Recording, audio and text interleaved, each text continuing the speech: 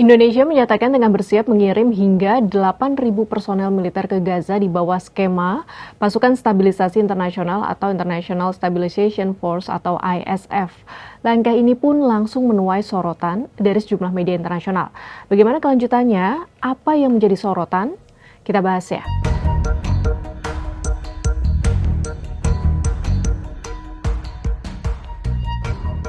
Media asing yang pertama kali menyoroti rencana pengiriman pasukan penjaga perdamaian internasional adalah Jerusalem Post, Selasa 10 Februari 2026.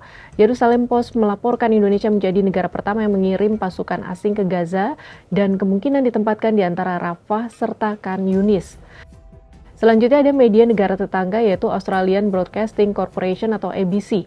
Berita yang dirilis pada Rabu 11 Februari menyebut Menteri Sekretaris Negara Prasetyo Hadi memperkirakan jumlah personel ISF yang akan diberangkatkan Indonesia sekitar 8.000 orang. Namun ia belum menyatakan kepastian waktu terkait pengiriman personel.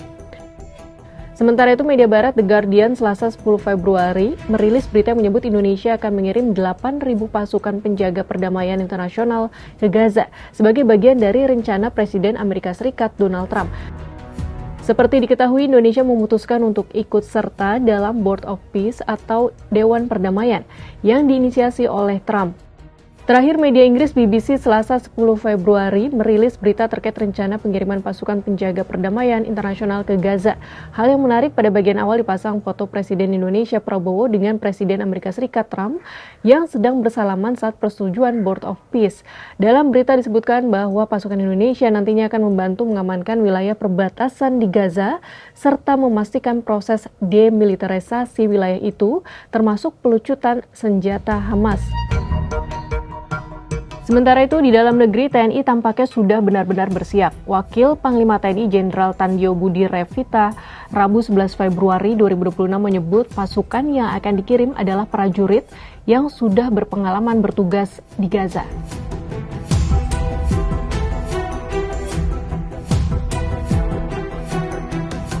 Saya kira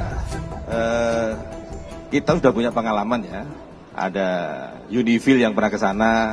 Satuan-satuan yang pernah dikirim ke sana inilah nanti akan kita rekrut. Jadi bukan satuan-satuan yang belum pernah tugas ke sana. Kita kalau tidak salah sudah mengirimkan dari tahun 2008 ya. Dari 2008 itu kita sudah mengirimkan Unifil ke sana, sudah berkali-kali. Dan orang-orang inilah nanti akan kita kirim ke sana. Tentunya dia punya pengalaman dari sisi medan dan bagaimana dia berkomunikasi dengan masyarakat di sana. Terkait pengiriman pasukan penjaga perdamaian ke Gaza, Guru Besar Hukum Internasional Universitas Indonesia Hikmahanto Juwana memberikan catatan khusus, yaitu soal keselamatan pasukan Indonesia dan sumber anggaran. Jangan sampai antara apa yang diinginkan oleh BOP, terutama chairman-nya ini, Presiden Trump, dengan apa yang kita persepsikan itu berbeda.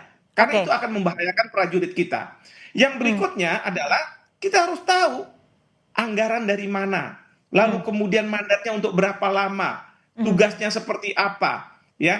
Karena jangan sampai kalau selama ini kan PBB itu dana anggaran itu yang menyediakan adalah PBB.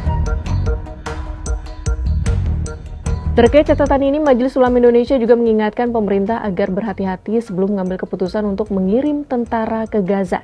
Misi tersebut dinilai berisiko secara politik maupun moral terhadap posisi Indonesia yang selama ini konsisten membela Palestina.